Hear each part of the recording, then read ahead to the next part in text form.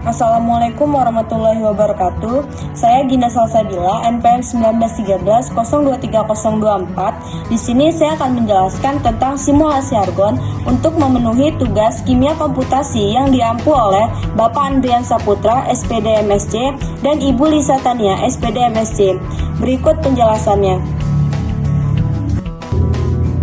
Kemudian yang pertama yaitu pendahuluan.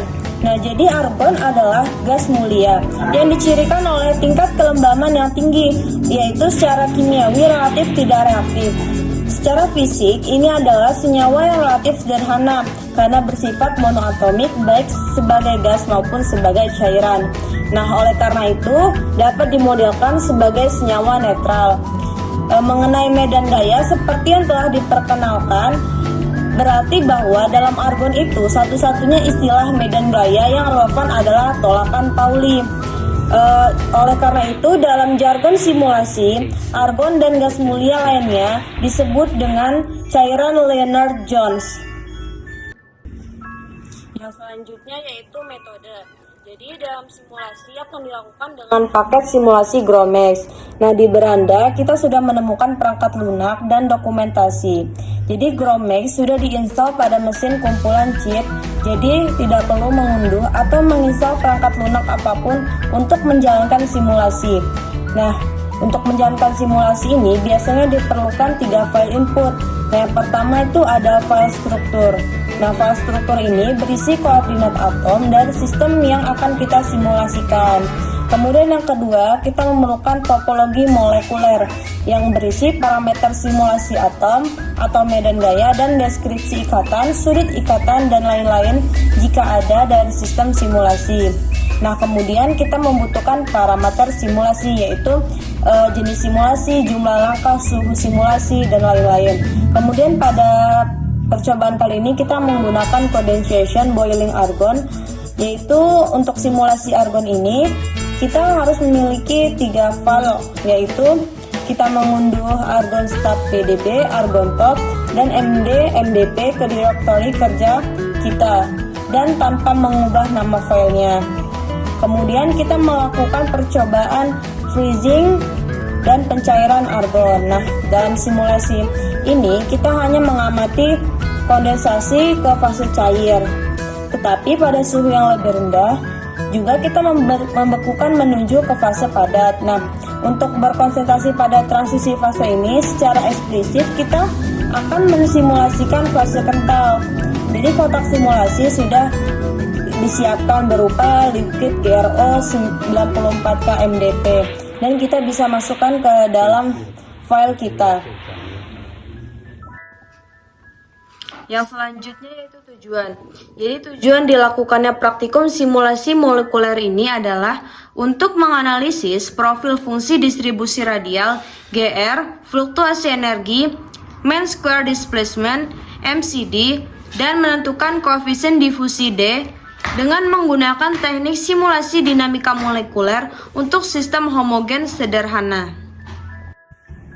Kemudian yang selanjutnya yaitu hasil dan pembahasan. Berikut ini adalah hasil dari percobaan simulasi argon. Pada bagian yang pertama kita melakukan percobaan condensation and boiling of argon. Jadi pada simulasi argon ini sudah disiapkan file argon stat pdb, argon top, dan mdp. Kemudian langsung kita letakkan pada file kita. Setelah itu kita lakukan langkah demi langkah pada bagian ini. Kemudian langkah analisis pertama selama atau setelah simulasi biasanya inspeksi visual lintasan, di mana kita dapat melihat visualisasi VMD argon, yaitu dengan mengcopy step VMD argon stat pdb. Kemudian setelah kita copy, kita langsung meletakkannya di terminal Ubuntu. Setelah itu langsung kita enter dan nantinya akan terlihat visualisasi argonnya. Bisa kita lihat bentuk visualisasi argon melalui VMD. Kemudian langkah yang selanjutnya setelah kita mendownload file MDP, kita langsung saja mengikuti langkah step yang ada pada kotak abu-abu. Di sini kita melakukan kembali simulasi VMD.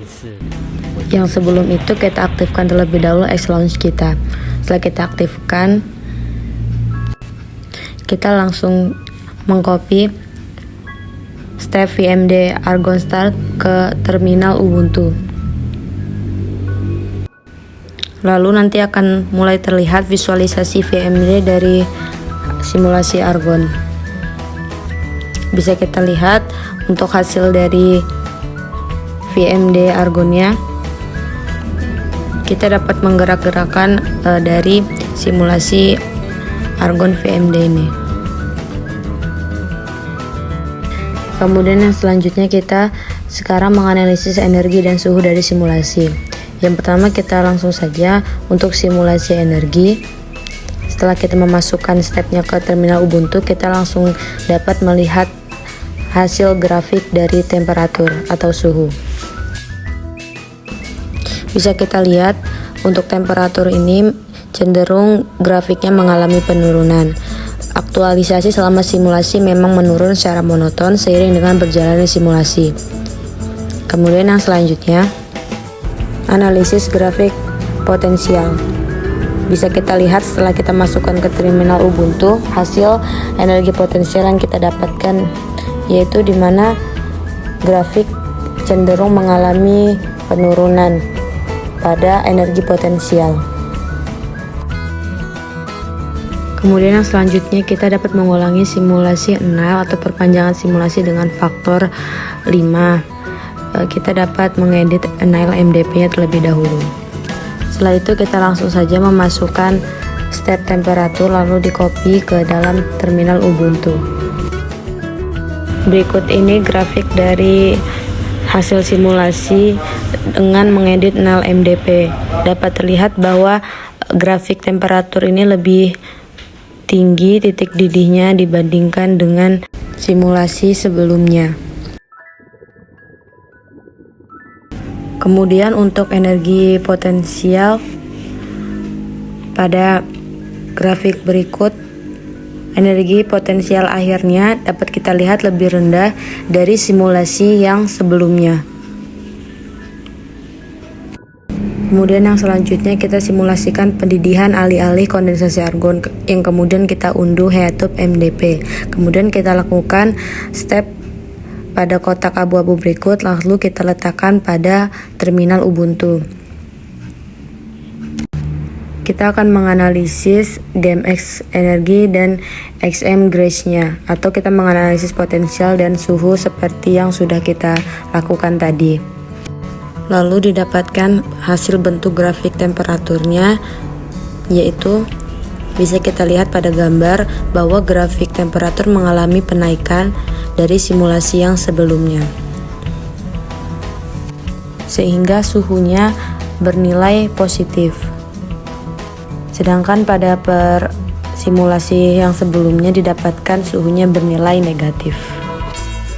Kemudian pada energi potensial dapat kita lihat grafiknya seperti pada gambar, di mana grafik ini cenderung mengalami penaikan atau energi potensialnya bernilai positif. Kemudian selanjutnya yaitu freezing and melting of argon. Jadi pada simulasi kali ini kita siapkan terlebih dahulu file liquid GRO dan 94K MDP, kemudian kita letakkan ke dalam file. Kemudian langsung kita ikuti step by step dari setiap kotak dari freezing and melting of argon ini.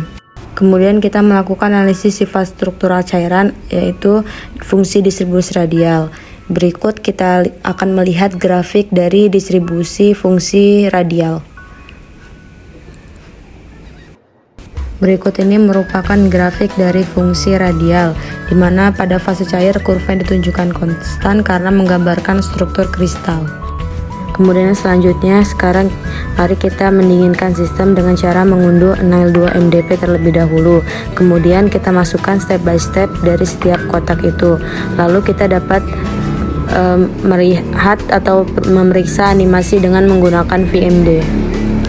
Berikut ini merupakan animasi VMD Liquid GRO yang sudah kita masukkan ke dalam terminal Ubuntu. Berikut hasil dari bentuk dari VMD liquid atau cairan. Bisa kita lihat bentuk dari antar molekulnya rapat. Kemudian yang selanjutnya kita akan mengecek grafik potensial, yaitu dengan memasukkan XM gas potensial. Lalu setelah itu kita akan melihat grafiknya. Kita dapat melihat grafik energi potensialnya, yaitu cenderung mengalami penurunan. Kemudian yang selanjutnya kita menghitung fungsi distribusi radial dalam keadaan padat. Kemudian kita memperhitungkan paruh pada kedua simulasi. Kita masukkan ke dalam terminal Ubuntu, lalu kita dapat langsung melihat hasil dari grafik fungsi distribusi radial tersebut.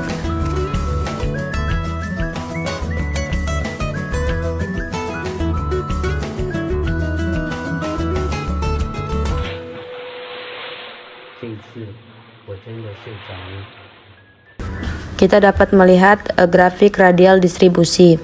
Jadi terlihat pada grafik terdapat dua grafik yang berdampingan, satu berwarna hitam dan satu berwarna merah. Jadi perbedaannya yaitu grafik berwarna merah lebih rendah dibandingkan grafik yang berwarna hitam. Kemudian puncak grafik berwarna hitam cenderung lebih lancip dibandingkan dengan grafik yang berwarna merah. Yang selanjutnya yaitu pembahasan, yaitu yang pertama pembahasan condensation and boiling argon, di mana di sini kita dapat memecahkan atau merumuskan masalah dari simulasi yang sudah kita lakukan tadi. Nah, jadi pertanyaan pertama yaitu mengapa ada penurunan energi potensial. Nah, berdasarkan simulasi yang sudah kita lakukan, mengapa terjadi penurunan energi potensial itu dikarenakan pada saat argon mengalami kondensasi, lama-kelamaan akan tercapai kesetimbangan dinamis, di mana keadaan tersebut stabil sehingga energinya lebih rendah atau turun. Jadi, suatu keadaan paling stabil atau kesetimbangan terjadi pada energi yang paling rendah tercapai. Kemudian pada pertanyaan berapa suhu didih argon? Jadi suhu didih argon didapatkan sebesar min 74,775 K. Nah, setelah itu pertanyaan mengapa energi potensial akhir lebih rendah dari simulasi sebelumnya.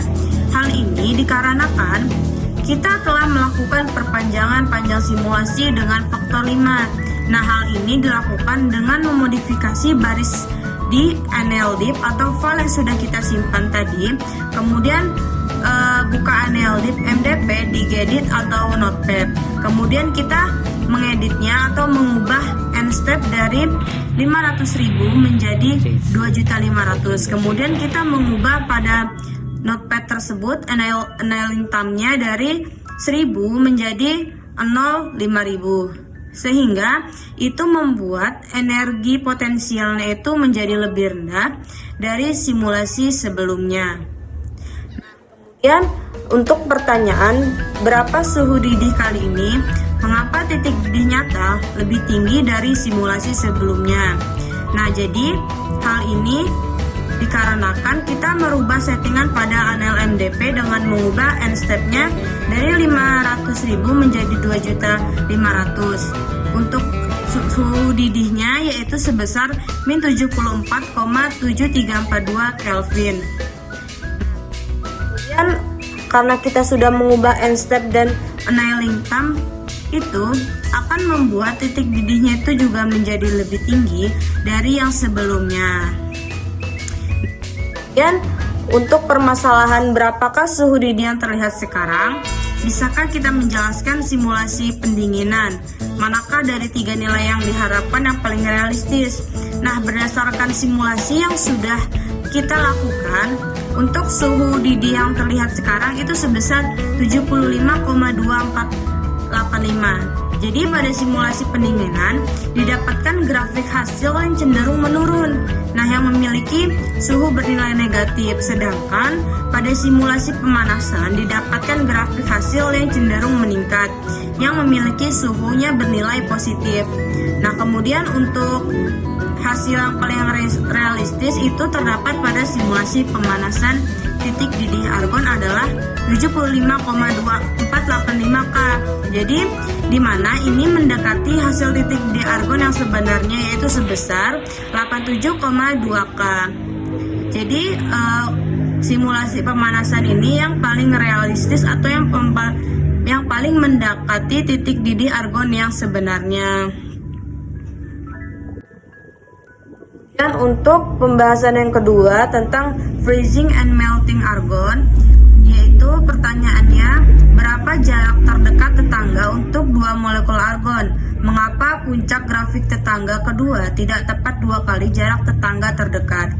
Nah, berapa jarak terdekat grafik untuk dua molekul argon ini? Sebesar 1,5 nm. Jadi, karena kurva fasa padatnya memiliki fungsi distribusi yang tinggi, terutama pada jarak 1,5 nm atau nanometer, pada fase cair kurva yang ditunjukkan konstan. Nah, karena menggambarkan struktur kristal, sama seperti fase cair, fase gas, dan fase padat, yang memiliki titik di mana kurva mengalami keteraturan kristal, meskipun tidak sekontan fase cair. Kemudian pertanyaan yang selanjutnya yaitu, kapan pembekuan dimulai dan kapan Anda mengharapkan pembekuan dimulai? Nah, jadi bisa kita lihat berdasarkan grafik tersebut bahwa pembekuan itu akan dimulai dari titik triple point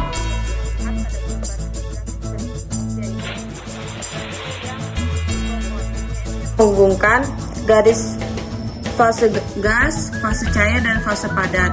Itu dimulainya pembekuan. Kemudian setelah pembekuan dimulai dari titik triple point itu menuju ke arah grafik M atau solid. Nah, di mana di situ pembekuan terjadi. Kemudian pertanyaan yang selanjutnya yaitu, bisakah kita menjelaskan perbedaan yang diamati? Nah, jadi berdasarkan grafik yang sudah kita buat, terlihat pada grafik terdapat dua grafik yang berdampingan, satu yang berwarna hitam dan satu yang berwarna merah. Jadi perbedaannya yaitu pada grafik yang berwarna merah itu lebih rendah dibandingkan grafik yang berwarna hitam. Nah, kemudian puncak grafik yang berwarna hitam itu cenderung lebih lancip dibandingkan dengan grafik yang berwarna merah. Jadi berdasarkan hasil simulasi yang sudah kita dapatkan, kesimpulannya pada simulasi pada simulasi freezing atau pendinginan didapatkan grafik hasil yang cenderung menurun yang memiliki suhu bernilai negatif, sedangkan simulasi pemanasan didapatkan grafik yang cenderung meningkat yang memiliki suhu yang bernilai positif. Jadi hasil yang paling realistis adalah simulasi pemanasan titik didih argon, yaitu sebesar 75,2485 K, di mana hasilnya mendekati titik argon yang sebenarnya yang sebesar 87,2 K. Kemudian masing-masing grafik memiliki karakteristik dan nilai yang berbeda. Jadi di mana kurva RDV selalu memiliki puncak yang tinggi di awal, kemudian cenderung menurun pada grafik setelahnya atau yang di sebelahnya. Sekian presentasi dari saya. Apabila ada kata-kata yang salah, saya mohon maaf. Saya akhiri. Wassalamualaikum warahmatullahi wabarakatuh.